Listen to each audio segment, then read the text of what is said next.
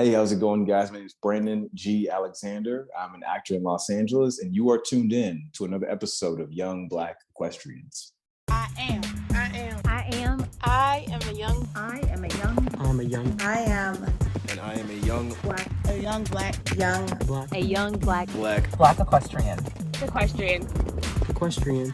Black equestrian. Equestrian. Black equestrian. equestrian. Black equestrian. I'm a young black equestrian. I am a young black equestrian.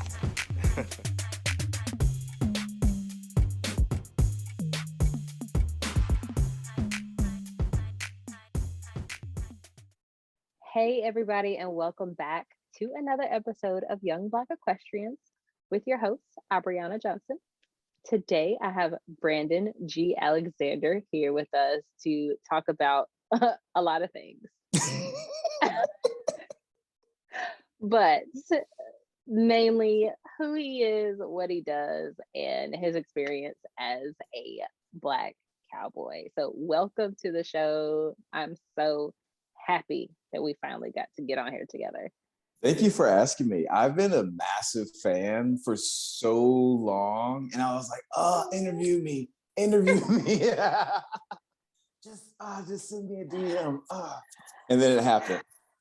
Yeah, the stars align, and yeah, it was meant to be. It was meant to be. Yeah. We're meant to be here. So start from the beginning.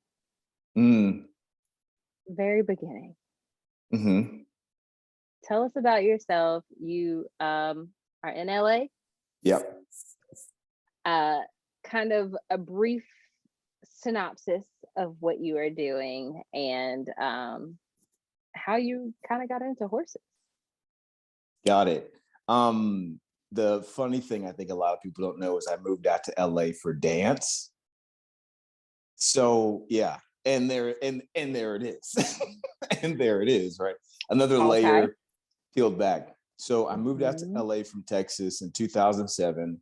I graduated high school and I needed an out. I wanted to play football. Some stuff went down and I needed to get out, and dance was my out. So I landed myself here in LA. When I got to LA, I experienced dance. I realized that it was really just a stepping stone for me. And then I got into acting, and I love acting. Acting is my passion. Acting is my craft. And so I've been doing that now for the last couple of years. But the horse thing for me, I think it's a deeper conversation. So I'm going to kind of give you bullet points. Okay. People hear the accent, they see the truck, they see I ride horses, and they say, "Where are you from?" And I say, "Texas." And they say, "Oh, it makes sense." And everything in me is like, "Brandon, it's not the time to explain yourself." So you just say, In reality, I wasn't born in Texas. So when I was a kid, I loved horses. I loved Westerns. I loved what it offered. And it wasn't accessible for me. It wasn't a reality for me. It wasn't tangible to me, right? And my mom would tell me for the longest time, it's an expensive hobby. And I've got 6 kids, so I can't really afford to put one in this really expensive hobby when the school provides you track and field, and the school provides you PE and football and basketball. You can take those and we can talk about, you can draw your horses and watch your Animal Planet. And that's what I did. And it was a journey over time where I would connect with a horse randomly on a road, or I would connect with a horse that, I went for a trail ride. I was thinking back to this actually the other day about one of my first interactions with horses, and I can't remember the exact moment, but I was like, oh, wow, that was actually a pivotal moment for me. But this journey that people see, the chapter people see now, is only a year old. Because at 32 at the time, I was going through a rough patch in my life, and I think this will be the segue into the rest of the interview. I was in a rough patch in my life, and I said to myself, I need my own therapy that's not a therapist. Mhm. I don't need to sit in a room. I don't need to sit in front of someone and talk. I just need to be in nature, but in my way. And my aunt had passed away on my birthday that year, and I went through a breakup, and I was like, I'm going to go get on a horse. I found a rental place, and literally that's all she wrote. I wanted to absorb everything that I could about the equestrian lifestyle. And then I learned that there was this massive world of Black equestrians and cowboys and jumpers and vaulters and all these things, right? That prior to this moment, I was almost like, I felt blind to the fact that this entire world existed.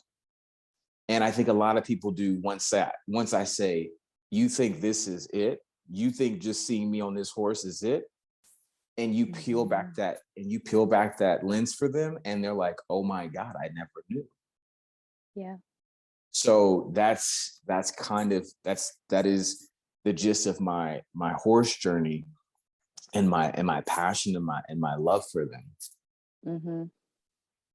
That is incredible. I like that you kind of identified that as a chapter, because people do try to put a narrative, on you. Like you said, I take what I see. I see truck, I see cowboy hat, I see Texas, and make up a story.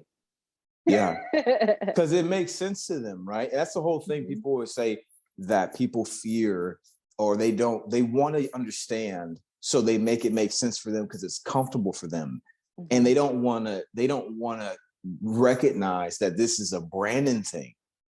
But at the same time, I'm so aware of the fact that, yeah, I can see how you see that. So I say that to myself. So don't fight it, Brandon, because you're not going to see this person in 15 minutes anyway. Yep, right. You're right. Got it. And then I move on. But if someone wants to have a conversation and they say, well, how did you get started? How did you? I say, well, I'm glad I say, well, I'm glad you're asking me, because now I get to show you me, not who you think I am. Because if you want who you think I am, then by all means enjoy that person and the reward that comes with. But that's limited to what you could get if you sat down and talked with me. Absolutely. So let's kind of go into. I'm straying from my question. She said the Holy Spirit that took over, child. She said the Holy Spirit activate. Holy Spirit activate. I see it in your face. You hit one. I said, uh-oh. Well, there it is. We're gone. She's off script. She's off book, guys. She's I cannot. Yes, improv. And that's the thing. Like I was not the theater kid. I never, and it wasn't until I had an employee ask me, wow, have you ever done theater? And I was like, I'm gonna call HR, girl. Yeah. You trying to call me dramatic? But anyway, okay.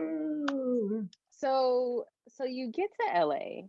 Yeah. You have this period of, short word for it, trauma. Like you needed to find an escape from that. And you use horses to do that. What did that period look like? Because I feel like a lot of people kind of enter horse equine relationships with that need, but may have a certain perspective on like time. So like, what does that journey look like for you? Are we going right before, or we're going right when I start? Right when you started. Right when I started. I mean, honestly, I submerged myself into it. The rental place that I was going to, LA Horse Rentals, wonderful place. If you're watching and you're in LA, because Circle K, I think Circle K is still around, but there's another place that's gone. They're buying properties in this community like crazy right now. So yeah, but LA Horse Rentals is still going. I went to the manager and I said, I want to learn everything that I possibly can.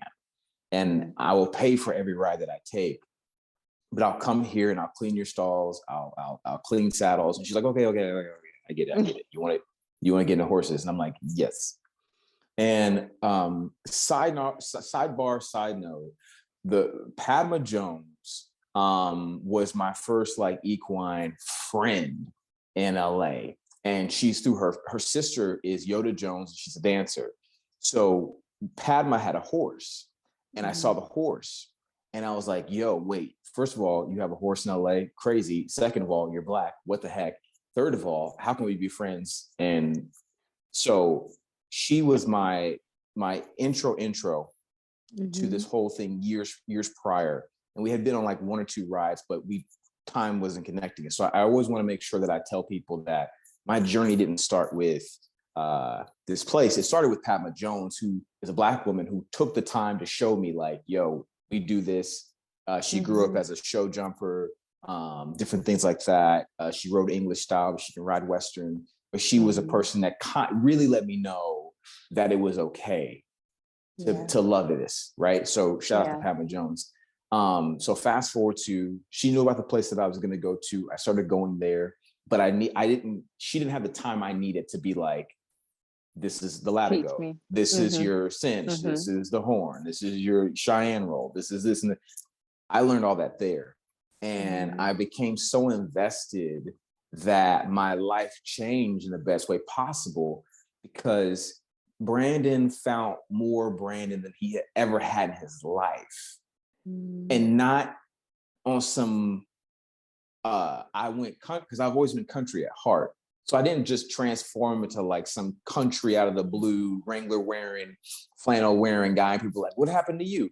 They're like, actually, Brandon, this has been you the entire time we've known you, but this just needed to surface. Yeah. So it was like a part of me that was calling to me and pulled to me, that I finally had the opportunity to fully realize, right, what this meant for me. I needed to fully realize this other part of my life that wasn't Hollywood, wasn't dance, wasn't acting, wasn't women, wasn't that. It was just like, you need this for your soul and everything that it comes with.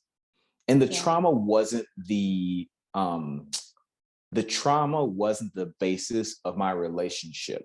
The trauma was an introduction, maybe a catalyst, but it wasn't the basis.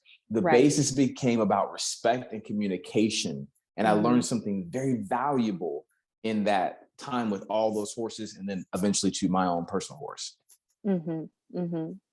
Wow. So how do you go from, hey guys, I want to learn everything about horses, to it being an integral part of your body of work?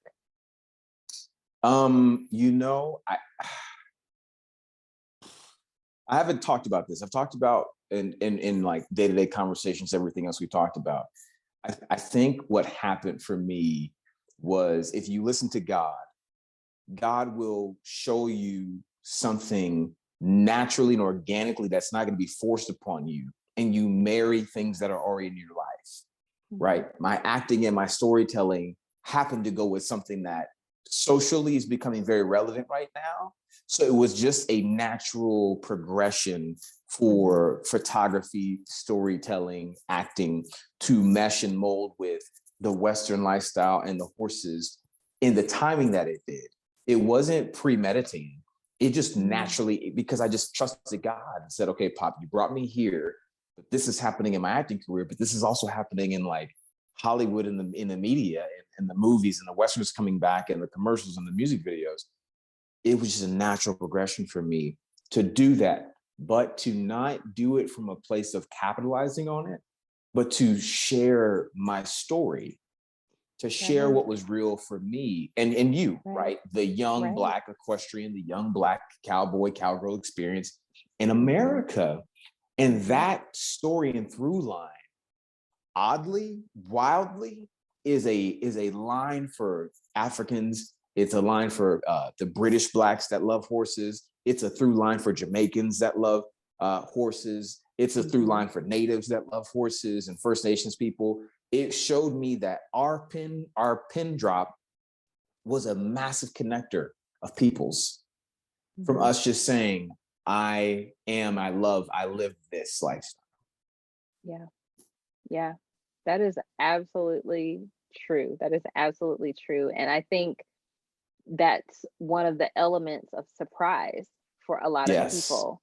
Like, oh, like you think you're gonna, get into this and be alone, or get into this and, you know, like we've already started. Like the horses in general just facilitate connection, Yes. because compared to the rest of the world, like we still kind of cuckoo crazy. So we're still over here, all right? But we're Right. over here together. Okay. Yes. So Yes. it's incredible to see, people online on socials like, oh, I would like to meet Black cowboys. And it's like, well, here's a ton of them. And they're like, oh, Yes. oh, I didn't know y'all had got together as a collective and was representing yourselves. The day I'll never forget the day I found your page. So what happened was, I think Jamie Foxx posted something from the Bill Pickett Rodeo. This is crazy how this played out.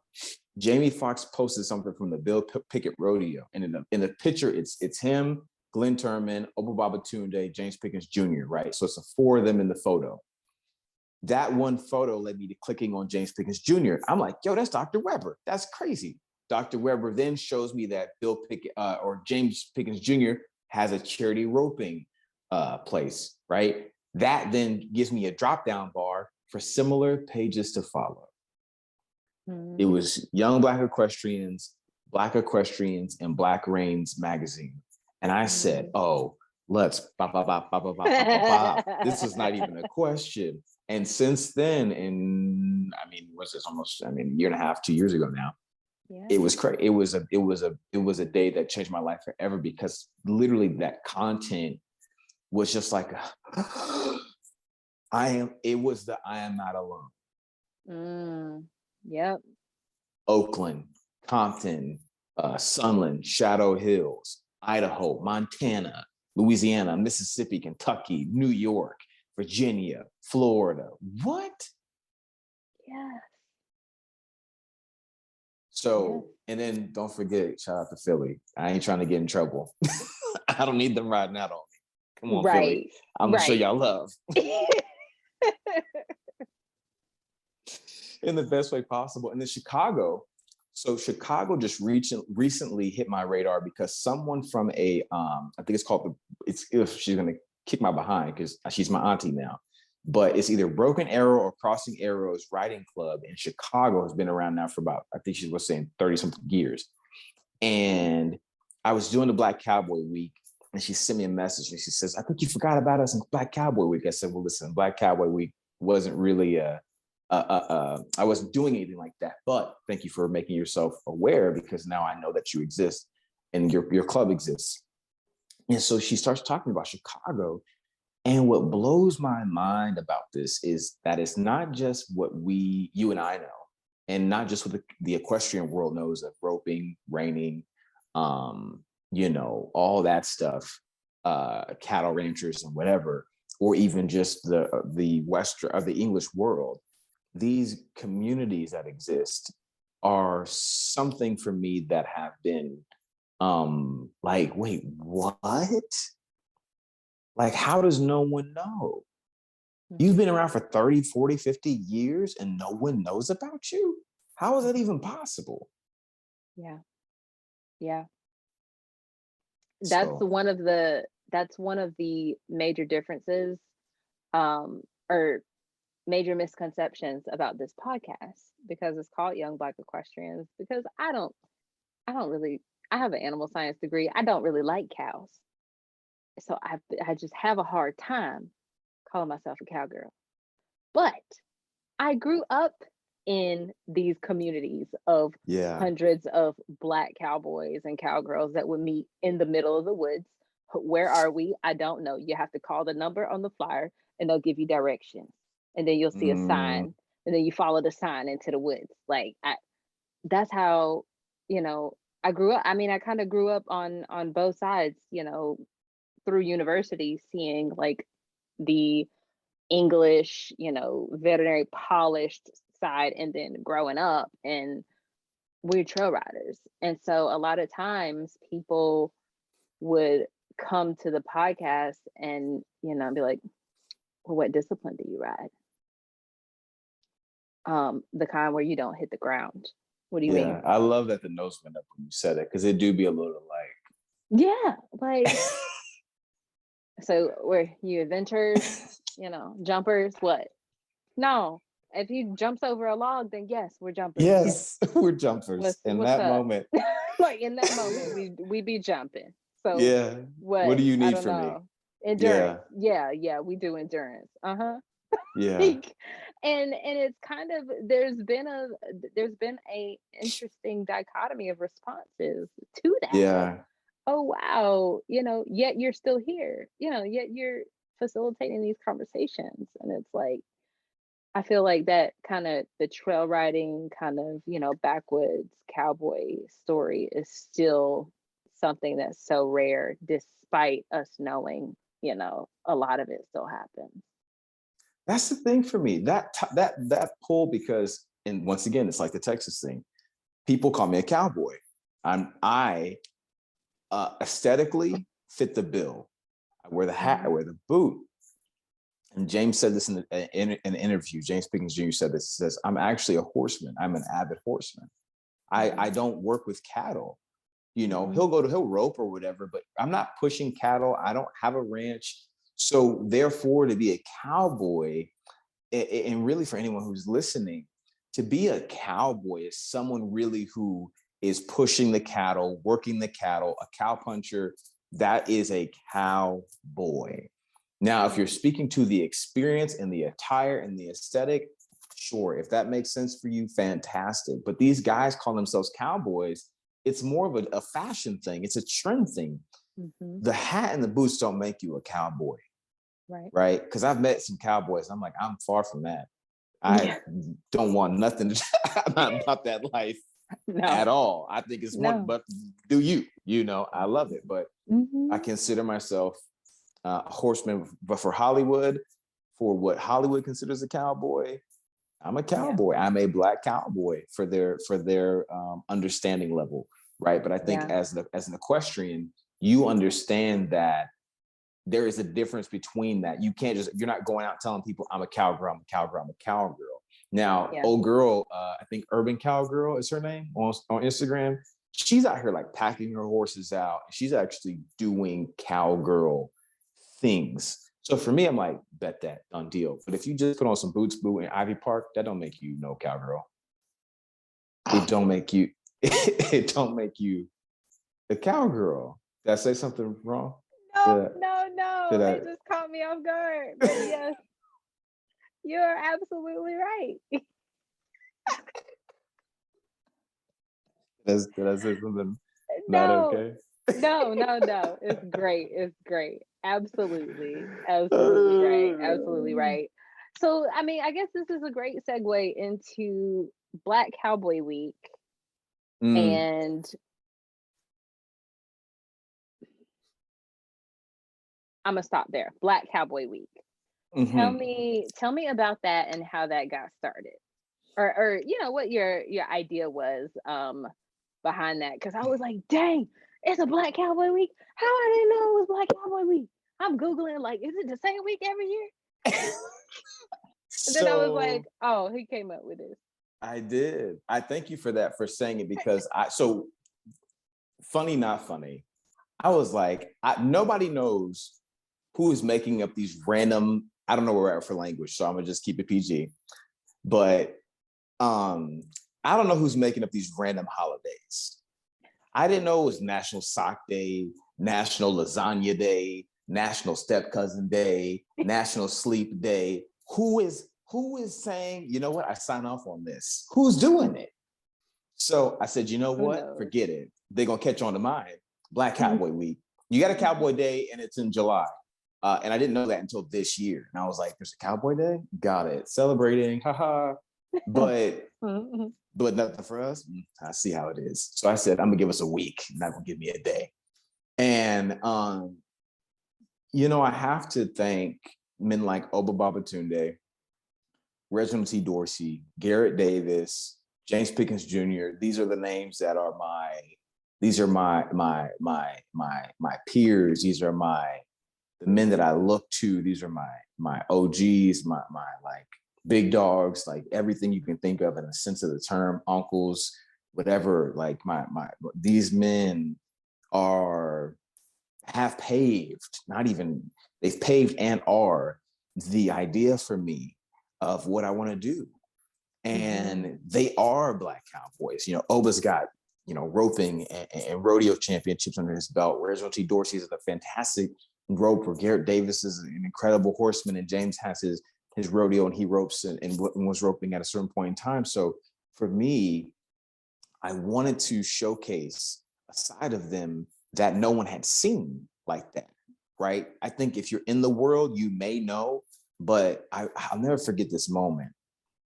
I walked into Obba's tack room, and it was like out of a movie. And I look up, and it's a young Obba, just bulldog neck, white t-shirt, and he got his rope and his cowboy hat on. Mind you, at the time, he's still acting in Hollywood, because I've known him to be on my TV for as long as I can remember, right? Whether it was a movie or a TV show. So to know that he's been cowboying as long as I've been watching him on TV was mind-blowing. So I'm looking at the photos, and then he's got these photos of him and Herb Jeffries. Do you know about the Bronze Buckaroo? So Herb Jeffries is the Bronze Buckaroo. He was the first African-American cowboy to be televised. And he has Black Westerns about Harlem goes to so-and-so. And kind of the name of his game was Harlem. Harlem does this, Harlem goes to here. And the Bronze Buckaroo was his whole thing. The Gene Autry before Gene Autry, right? So Obba's got pictures with Herb and like even when he was older.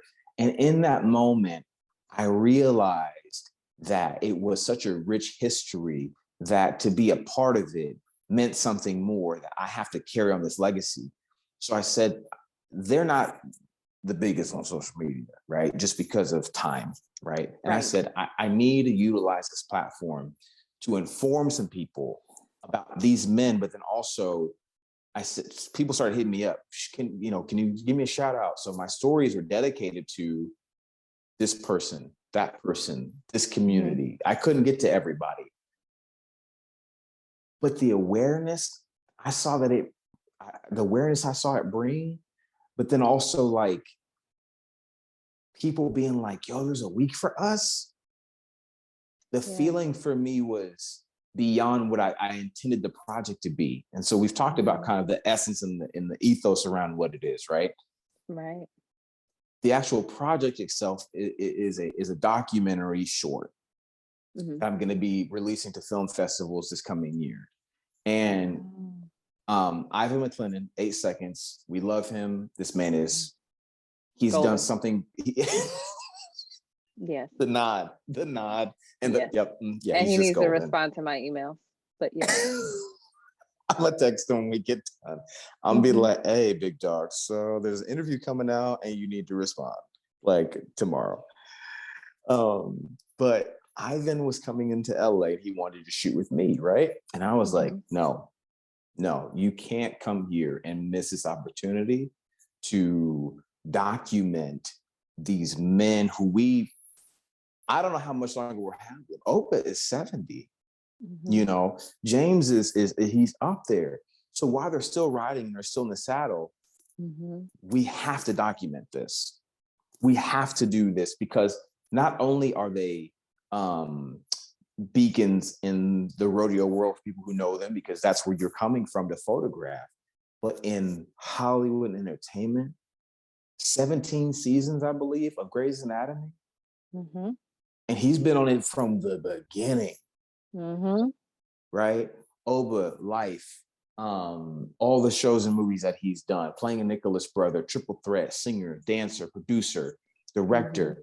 Reginald T. Dorsey, 21 Jump Street, the Cherokee Kid, these movies that he's done, TV shows that he's done. Same thing with Garrett Davis. He's got his resume, blew my mind the other day because he and I got really close, and I was like, yo, wait, hold on. So to capture these men in a way, and a light, my buddy Marlon Burke, I can't forget about Marlon Burke. He's on Outer Banks on Netflix right now. My neck of the woods. There it is. Listen, that show is something else. Like at first I was like, what is this? And I was like, I'm hooked. Forget it. I'm going to South Carolina. I'm just gonna live there, give me a nice little house on the water. Like that's it. My family's from North Carolina, so it's not too far. That's where I am, in North Carolina. Yeah, and what's crazy, it's a whole thing.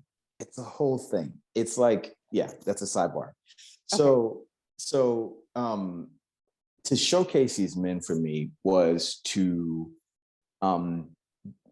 add a log to the fire of the conversation of what it meant to be forgotten in history, to be forgotten by media, to be forgotten by Hollywood, to be left out of the books, and introduce people to something that not only is for the African-American experience in Middle America, because people, that's what the whole thing, you expect it in Louisiana, you expect it in Mississippi, you expect it in North Carolina and South Carolina, you expect it.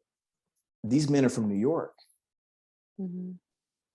They were telling me there's stables in the city that take you along the beach, and that they do trail rides there, and they fell in love with horses in New York. That doesn't even register to me. So when they came to LA, they took whatever they loved there and they brought it here. And in LA, when I found it in LA, I was exposed to it from like the Valley standpoint, which is like North Hollywood, Sunland, Burbank, Glendale, and then you have Santa Clarita, Agua Dulce, in these areas. And then my boy Jay, and all those guys, they're out there in like Lancaster, Palmdale area. But then you had the Compton Cowboys, and their relevance and their potency in creating awareness was undeniable. It was undeniable, right? So for me, the project was to add a log to that already fire, and to hopefully make that flame a little bit bigger, and bring a little bit, and bring some people a little bit closer to home, and bring some people a little bit closer to truth. Yeah, Absolutely. And even with that, I feel like, let's capture them, while they're still here, and let's capture something that I have lots of thoughts running through my brain right now. But I feel like these men, like, we see them. Yes. But we don't always see them. And that's something that we have not seen of them. Yes. And that's why I felt like it was so incredible the way that you were able to showcase that. And congrats on sending that to film festivals. I'm sure that will be freaking amazing. Thank you. And it's really for all of us. It really is. I mean, for me, a lot of people have been asking me about moving into producing and from acting and stuff like that. And right now my lane is really in the commercial sense, and crossing over into fit more film and stuff like that. But for me, the bigger picture is, okay, I'm not going to complain about who's telling the story. I'm just going to tell the story. So the whole idea of saying Hollywood forgot, they didn't mention us. Okay, that's fantastic. Well, I'm going to mention us. And I'm not even going to do it in a way that says you're going to listen to me. I'm inviting you to sit at the table and listen. It's an invitation. Everything's an invitation. Would you like to hear about another perspective? Would you like to hear about something, even though you think you know, or you think you knew, but had no clue that someone you just worked with on set for the last 6 months has a horse in Agua Dulce and rides it on the weekends, because that's what heals him. And what's the thing so Yellowstone for me is a great show. I love Yellowstone. Mm-hmm. But I want to write Taylor and be like, so when are you going to introduce Black cowboys in your show? Because Denham Richards is one man. Mm-hmm. He's one man in your vast world of what you're creating, which I love. I love the show. I'm practically obsessed with it, right? Then when you have 1883, LaMonica Garrett, you still have one Black cowboy. To me, it's repeating a narrative of what we've already seen. Introduce an entire family of rodeo champions, stars, have a ranch in Texas. Give it to them. And watch the world digest something. You're taking the time to make sure that you show the indigenous struggles and these different things and X, Y, and Z. Fantastic. I think that's great. I think it's a really nice integration to acknowledging something else. But to fail to mention or to fail to even really showcase someone outside of who we see with Kevin Costner and Cole Hauser and these characters, which is your typical representation of what that looks like. Mm-hmm. Please give us, for your viewers who look like us, give us something that we can say, I love to see it. I love to see that you brought that. They're going to this 4-6's ranch in Texas, and everyone now is Googling and looking up 4-6's ranch, right? Massive awareness is something a lot of people may not have known about. So to me, to Taylor, it's really not even just it's not a knock, it's an encouragement to say, you think you're doing wonders now with your show? Put a whole family that looks like me on that show. Yeah. And watch what happens, doing everything that everyone else is doing and not making it Black versus white. Just we rodeo, we ride bulls, we ride broncs, we raise cattle, because that's their lifestyle. Right. And that's my hope with producing, is that it's not about making it Black versus white or a Black thing. Please understand me. When I say Black cowboys, I am saying cowboy with an identifier for you to understand that this is something different than you know. Mm-hmm. But the through line is not to make it about us versus anybody. It's, no, we are here. Yeah. Yeah. Yeah. You touched on something that I was also going to ask or get your insight on, which I think you kind of touched on a little bit, but the importance of us telling our own stories. Yeah. I feel like there has been a lot of times where I can see a narrative and I'm like, that's not quite right. Yeah. Like, and so I tend to gravitate to people that identify similarly to me to tell this kind of story. So how important is that for you? It's massively important. Agenda for me is different than awareness, right? I'm not here with, I think the problem that you may have that I have is agenda based. So if you have an agenda, your stance is more so against or anti something versus the fact that like, I'm not anti anything. I'm not against anything, but I am bringing awareness to you of the fact that Blue Mitchell is one of the coldest bull riders you'll ever see. And he's one of a few of us at the PBR, you know? And even like these three guys that just, you know, they're going to the NFR because they qualified for rope tying. It, to me, it's not about them versus the white cowboys. This is like, hey guys, they get a fair shake because they're hardworking men. And they deserve to be at that rodeo. We are showing people that this isn't about give me a spot because I'm Black. Because if I'm trash, it's not gonna make a difference. Right. Absolutely. So for me, the if you want to create, to me, it's my opinion as a creator, if you want to create quality work, you can't do it with the intention of making it against anything, but only speaking from truth and freedom and love. And inherently, whoever that pushes against, rubs against, isn't because you were trying to rub somebody the wrong way. It's that the truth is rubbing them. And that's why they're uncomfortable. Yeah. That's why they can't stand it. That's why they're like, I don't know about that idea. Well, why is it rubbing you the wrong way? Well, I don't know if anyone, I got it. You want to do what we've done for thousands of years and hundreds of years, which is turning a blind eye to the truth. Got it. And that's fine. But when you control the narrative, like your page, no one has control over your page and your content but you. No one. Yeah. And that's what makes it so powerful.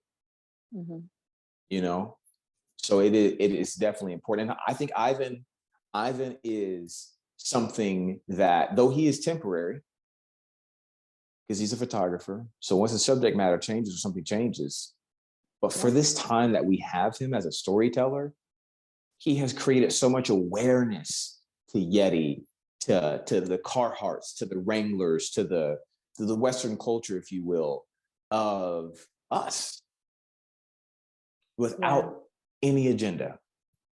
Right. Just simply awareness. Right. That's a very good distinction. I was at the Tom Bass seminar this past weekend, and someone asked me, well, what about the Asian writers, and what about the Hispanic? And I was like, what about them? Yeah. Like this is not a us versus them. I am telling the story that I identify with, and this should be proof and empowerment for other people to do the same. No one is stopping them. I am also not concerned about what they are creating. Do you need help on how to start a podcast? I will help you. But I cannot be concerned about someone else's, I'm not going to tell my story because you're not telling your story. No, friends. Yeah. Like, or fail to mention because you champion this group over here. I tell this story often in interviews because it was pertinent to the fact that God gave me a vision. I think it's true for everyone. I was on a bus in my dream. I was on a bus, and I knew my stop was coming up. Let's just say five stops away, right? And I hear an argument behind me. Two people are arguing, and a third person hops in. I can't tell you exactly what, but they're arguing. And in my mind, I'm like, oof, I'm kind of itching for an argument. I want a little debate action, right? I go to the back of the bus. I start debating with everybody about their points and why that doesn't work, why that's not true, and that's trash, right? I'm going to win all these arguments. I hear the bus driver say, next stop, Van Nuys. I hear it, but I keep arguing and debating with everybody. By the time I'm done debating, I walk to the front of the bus. And I say, hey, man, when's my stop coming up? He says, we passed it 2 stops ago. I said, okay, well, when's the bus going back around to hit my stop? This bus doesn't stop. This bus doesn't go back around. This bus keeps going. This bus is life. If you concern yourself with someone else's thing and someone else's thing and someone else's thing, and if you don't feel called to it, you are doing a disservice to yourself and to that group of people, because the one thing that we don't get back is time. We don't get time back. You ain't said nothing but a word. So while you have it, this podcast, this content you're creating, right? You are empowering anyone who is deciding to tune in and listen to it, because I can promise you it's not just Black people. I can promise you it's not just women. I can promise you it's not just men. It's anyone who says, I love what she's putting out there, because when I scroll, I see it. It lights up my day. I learn something new. And that's the best thing about it, right? It's like a book. It's a book. It's a book in your hand right there. As soon as you tap it, it's a book. A new chapter is posted every day, and you get to learn something new. But the second you go and you want to go take someone else's book that ain't got nothing to do with you, you have no passion about, you know nothing about, you don't care about, these people over here, right? You're missing who you're called to. You're missing who you're called to. This is where you need to be. This is where you stay planted. This is where you stay rooted. And in that, everything that is going to supply, fulfill your needs in life is in that organically and naturally. Because the God that I know has set me up for success, right? Without it being forced. It's just there for us if we listen. Mm-hmm. The horses led me here, right? Mm-hmm. All I had to do was say yes. That's it. That's it, ladies and gentlemen. This is Ella. No. I have more questions because No, but I was like, the way you said it. golly, you're such an actor. Heck.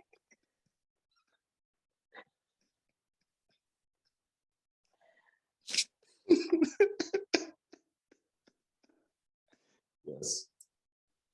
Okay, so we done got real deep. Yeah, I'm gonna bring it back up a little bit. go for it. You went from I want to learn about horses. I'm gonna be in all y'all's business and I'm gonna learn everything I know. Mm-hmm. Now you have a horse. Yeah. When? January. How? Who? I mean, not who. What is the horse? Tell us about this horse. Smokey Joe is the best thing that ever happened to me in my life. Oh. I mean, listen, my dog, I don't even get jealous being pissed at me. Austin, I love you. Yeah, because it sounds big. That sounds like a big dog. I heard him earlier. He's a big dog. That's my baby boy. Like, I've had him since he was 8 weeks old, and I think we've only spent maybe a year or 2 years apart. He'll be 10 this coming July, but Smokey Joe. I mean, he's my first ride at the trail riding place, first ride. Oh, okay. Yeah. And when I got on him, I said to the trail guide, I said, I don't know why I'm saying this to you, but I'm going to buy this horse one day. And she was like, go for it. Live your dream. Like, he's a movie horse. He's done this. He's done that. I was like, wait, you're kidding me? She was like, and you're an actor. So the funny thing is, they thought I was Chadwick Boseman when I came to the trail riding place. Mm-hmm. So I think they were like, give him the good horse. Like, give him a nice one and a movie horse so he don't get thrown off. So give him a good one. And later I disappointed her when I said, no, my name's Brandon. I'm not Chadwick Boseman, but thank you. I get it a lot. But his temperament, everything about him, like learning about horses through him was the best thing that ever happened to me, because they were like, and it taught me about relationships. They said, don't get so caught up on Smokey that you miss out on what else you can learn from these other horses. Mm-hmm. So I said, bet. And I rode every horse they had, every draft, every pony, every standard bred, quarter. I rode all of them. For them, when I did say to myself, the horse I want is him, I knew. Because I rode the fast ones, I rode the lazy ones, I rode the big ones, I rode the stubborn ones, I rode the hot ones, the crazy ones, the ones with an attitude that one day I'm like, dang, I love this horse. Next day I'm like, what the horse is this? That really showed me that his temperament was so consistent, and I like to be consistent in my demeanor, in my temperament with people. Then I was like, he's the horse for me, because within him there's a depth that I have. So Smokey was just like, anyone who meets him, they're like, it's like I'm with you when they're with him. And I was like, that's why I picked him. And Austin honestly is the same way. Like, he's a protector, but inherently his first language is love. Mm-hmm. So he protects out of love. What kind of dog is it? He's a Shepherd Lab mix. Yes, I knew it. I knew it. I have a Shepherd. The way that you described him, I knew that he was a shepherd of some sort. Of some sort. Of some sort, yes. Of some kind. I have a Dutch Shepherd, that is exactly how she is. She's like, Do you want to educate the people though on a Dutch Shepherd versus a Malinois? no. You don't? Not tonight? Like, you have to have a very significant investment for me to entertain this conversation. I appreciate that. This is a cowboy thing for me. But know that I know that I'm sure people confuse your Dutch Shepherd for a Malinois, or just say, "Oh, you got a nice German Shepherd," and you're like, German Shepherd. Yeah, I'm just like, "Yeah, sure." That's cool. Whatever. Yeah. Yeah. I used to work at an animal hospital. I was like the shepherd girl. And so that's why I'm like, nah, not today. Not today. So maybe another day. Sorry. Not at all. It's amazing because the upper you're having here is the thing we don't see often in film is Black animal lovers, like truly animal lovers. Mm-hmm. Not that you have a dog and the dog's just in the movie, but like love their animals. And I was thinking, I said, okay, outside of Sounder and Old Yeller was technically, from the books, but you don't see it. Mm-hmm. You don't see it. And then, or if you do see it, when you look at Secretariat or the other horse movie, Seabiscuit, they're just the trainer or the help. Yeah. Or they turn into the animals. Or and then you got turn into the animal, and then you got Dr. Dolittle, right? But it's like we love our animals. We are caretakers by nature, and that's something that I think I want to see more of in film and television, which is us depicted in a way that the way you feel right now, us talking about our dogs or our horses. Mm-hmm.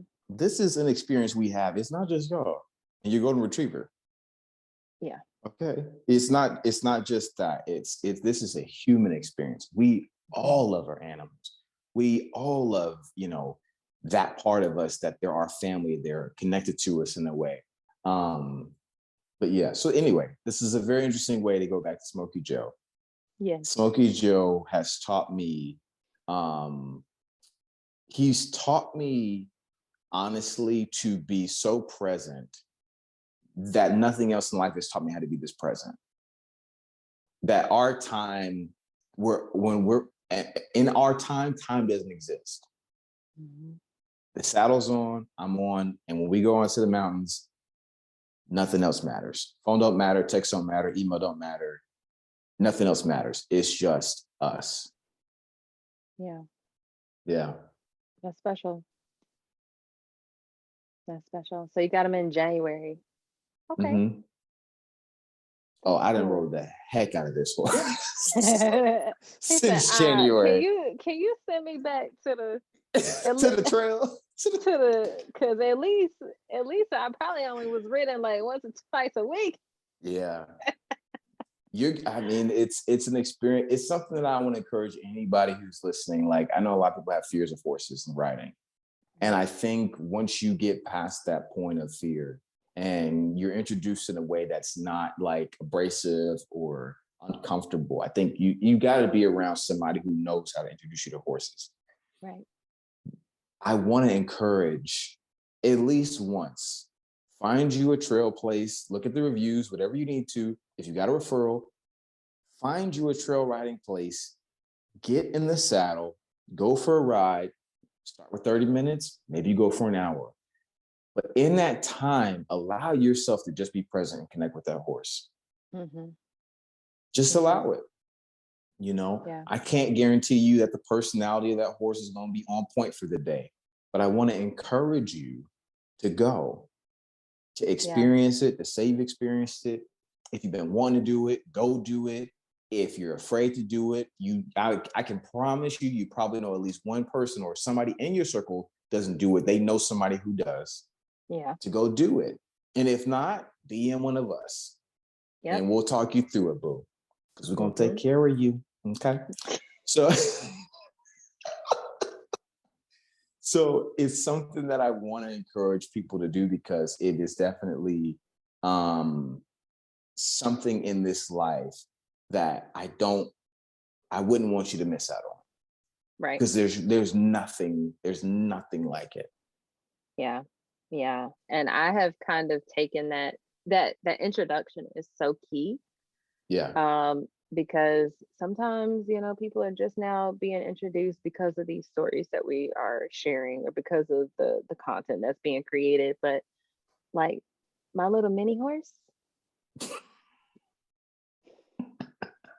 he's the perfect introduction, at a kid level. And I'm like, these kids might not even be storing their memories yet, but there's going to be some sort of subconscious association. Like, I experienced this and it was enjoyable.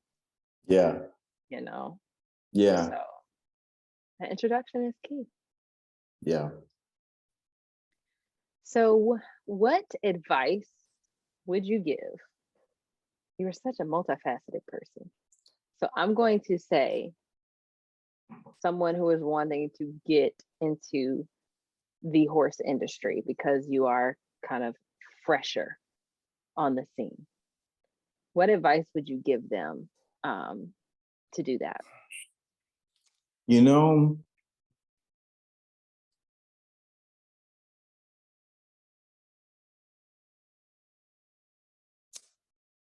we go deeper or do we go like upper, like, oh my God, cheery, yay?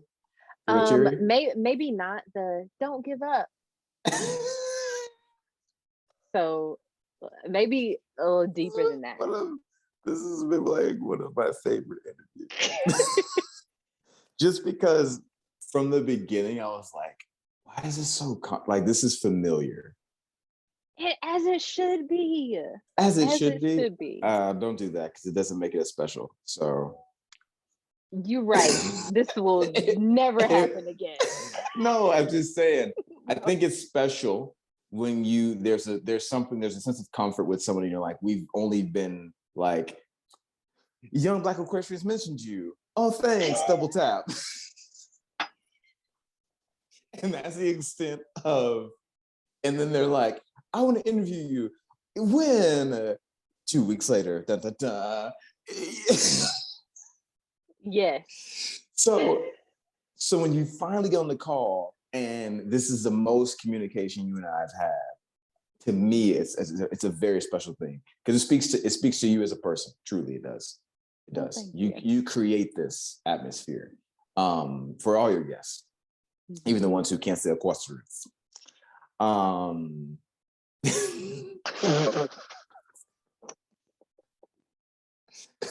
But my advice to those people who wanted to get into the horse world, honestly, something that really helped me, and this is probably a weird thing to say, like, I just let myself watch some documentaries and some movies on horses to kind of like introduce myself to the world. And I was like, oh, this is fantastic. Buck Brenneman, there's a documentary. Have you seen Buck? Have you seen Buck? I haven't seen. No, yes, I have seen. You have? Yeah. So Buck was so good for me when I first got in because he talks about horsemanship from a place of gentleness and not what you've seen in movies. What you've seen in movies is how a cowboy treats his horse like a tool. I hop on him, I run him real fast, I get off of him, get out of here, horse, slap on the button, the horse is gone. It's not even remotely close to that. It is a relationship, and this being has feelings and will talk to you and will do things for you in a way, if you learn to respect it, create boundaries, and let it know that if you take care of me, I'll take care of you. This is reciprocity. This is love. This is giving. So for anyone who's wanting to get into the world, understand that they're not just something you hop on for an aesthetic. They're not something you hop on because you want to go fast. They are powerful beyond belief in multiple ways. And when we respect that power, we can harness that power.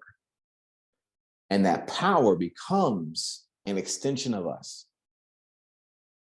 But it's only through and only maximized through, to me, love. Love and respect. That's the only way you maximize the power that they harness. Mm-hmm. So if you want to get into it and if you want to become a part of it and you want to understand it, that's where you start. You start with understanding it's a relationship, and you start with understanding that it has to be love. It's cooperation, not domination. I heard that from someone when I first started. It's cooperation, not domination. Yeah, absolutely. That was beautiful. That was beautiful. Have you ever been on a gaited horse? No, I haven't actually. Those horses they had there, they don't have for the trails gaited horses. They typically have horses that are for any rider that can get on them. You know, even their drafts. They have advanced, if you will, but no, I haven't had a chance to get on a gaited horse. Okay, just curious. Just add that to your bucket list. Yeah. Ride a Tennessee walking horse. Listen, I've been looking at these standardbreds and it's been blowing my mind. Yeah. Standardbreds are getting real popular on like Black Cowboy TikTok. Yeah, they are. Is there something about them that they have a way? Well, for one, I think you don't expect, because when you've seen standardbreds, from my experience, it was top hat and a coattail, right? So it's like a very proper horse. Yes, I'm on my horse. Yes, you know, that was what you thought of when you saw a standardbred. But now you see these cats and they getting out, or they're in North Carolina or wherever, and on the side of the road and they're riding a horse, that gaited horse, and the way they're moving it, it's just it's art. It's art in motion is what's happening. I think that's why it's popular. It's art in motion, and I think we inherently, as Black people, are always drawn to art. Whether you agree with the art or not is up to you. But I think it's art. It's something new and fresh, and the aesthetic of it all, and the feeling of it all, and the rhythm of the taka taka taka taka taka taka taka taka taka. I give him to go, get him up. Taka taka taka taka taka taka. You like get it. That boy go. He go. Exactly like that. And then my behind be like, go back. Get it. He gone. That boy gone. Send it to all my boys. That motherfucker getting up, big dog. He getting up. He got a big funny. What's so funny is I know exactly, like when I go to trail rides, yeah, I can hear that sound, and I sit so deep because my horse is like, we're gonna do it, and I'm like, no, we're not. I don't care what you hear. I hear it too, but we're not gonna do that. And so I have to sit so deep, and because they don't care, they will blow right past you, which is fine, not a big deal. But I can hear the taka taka taka taka, and I'm like, yeah, no. So I see the guys, and I'm just like, yeah, it's great. I love y'all, but yeah, I'm gonna just stay in the back while y'all go. Yeah. No, I mean, right. I think for me, when I get this ranch, I'm probably gonna stick in the quarter horse world. I love quarter horses. I think the way they move, and their temperament, for the most part, most quarter horses are so calm, and that's just kind of where my heart's at. You know, I love them. Yes, I really do. You slid this in here real subtly. So when you get this ranch, that's the vision. So literally, I'm looking at properties right now. I'm looking at 2.5 to 5 acres right now in Santa Clarita, Agua Dulce. My roommate right now, we were sitting by the fire one night, and he says to me, he said, "You know, I'm gonna be pissed at you if you don't get a ranch, right?" And I was like, "What?" And he was like, "I'm gonna be pissed because that is the next thing for you. You don't have to wait for nothing. You don't have to wait for that movie to pop. You don't have to wait for that next big commercial to come in. You go get that ranch you dream of. And that doesn't have to be your big ranch, because the big ranch for the kids and my kids' kids, we're talking like 50 plus acres somewhere, where I don't know where that's at yet. I'm going to take a tour of America and see, like, this is where I want to have the like the one, right? This is the one that you pass down. Yeah. This is the one. But for now, here in LA, for Smokey Joe, Austin, my future family, my next horse and the horse after that, the thing is, I want to offer it to my actor friends and my friends here in LA. When they come out to where I'm at in Burbank, they are surprised at 20 minutes from the city that they are like hustle, hustle, hustle, bustle. They find this little piece of peace. And for them, I want to be able to say, y'all, bonfire trail ride tomorrow, come to the house. Yeah. Just know that you got an hour out. If you need to stay for the night because you had too much whiskey, too much food, I got a room for you to stay in.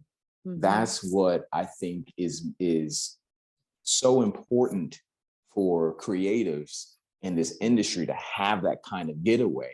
That's why you're seeing it so much right now. And so-and-so went to a dude ranch. So-and-so just went horseback riding. So-and-so's always loved horses. They're just showing you that they need that for the reset. So yeah, the next thing for me this next year is to go get my first ranch and go from there. I love it. Love to see it. Love to see it. All right. We're now ready for the Derby round. Oh, dang. Let me finish this off. The Derby round that you answered with the very first word that comes to your mind. And no takebacks. PG. We're keeping it PG. We're keeping it PG. No, I'm saying it to myself internally. Oh, okay. Okay, good. Say yes, Brandon. No. All right. All right. So, English or Western? Western. Solids or spots? Solid. Bays or grays? Grays. Brown tack or black tack? Brown tack. A sponge or a curry brush? Curry brush. Come on. Shod or barefoot? Barefoot. Bumper pull or gooseneck? You know what? I haven't trailered yet, so I can't even speak on it. I got a truck and I haven't done it yet. I will pop that cherry soon. Rope halter or nylon halter? Nylon. Wood fence or electric fence? Wood. Favorite piece of barn equipment?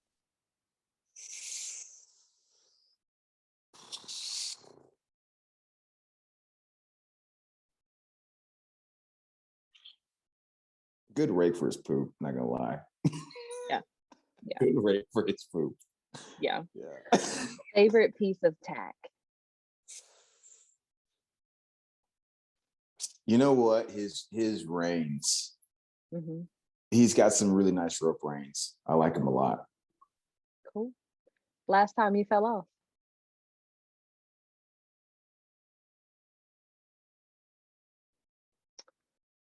If money was no object, what is one horse related purchase you would make? Now, we'll come back to that after you answer this question. I don't even know what the question is. If money was no object, what is one horse related purchase you would make?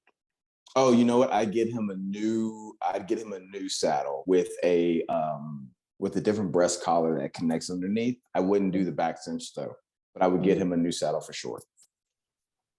Cool, cool. You mean to tell me you haven't fallen off? No. That's good for you. I'm glad. But when and if this thing happens to you, because it took me a long time to fall off too. Amen. Hallelujah. I mean, I am a survivalist. Like okay. I've been hanging on the side before, and it's like I'm not gonna hit the ground until I did hit the ground. But I'm glad. I'm glad you have. How far in were you before your first fall? I mean, my first fall was only like 3 years ago, so very far in. Okay. Yeah. Was it on a new horse or your horse?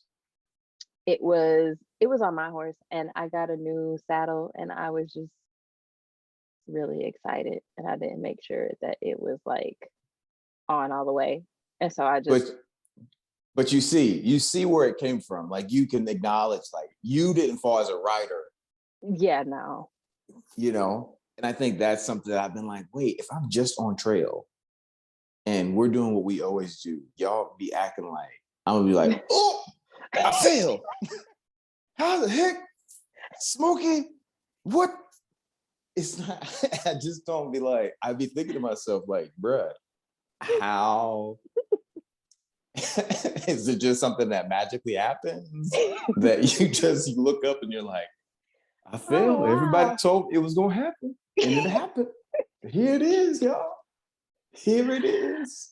I think in your case there would have to be some sort of like spooking or startling that was Yeah. completely out of the ordinary. But I'm glad. Yeah. I'm glad that Thank no. you. Safe and sound. In the Haven't name experienced- name of Jesus. Yes, yeah, Lord. yeah.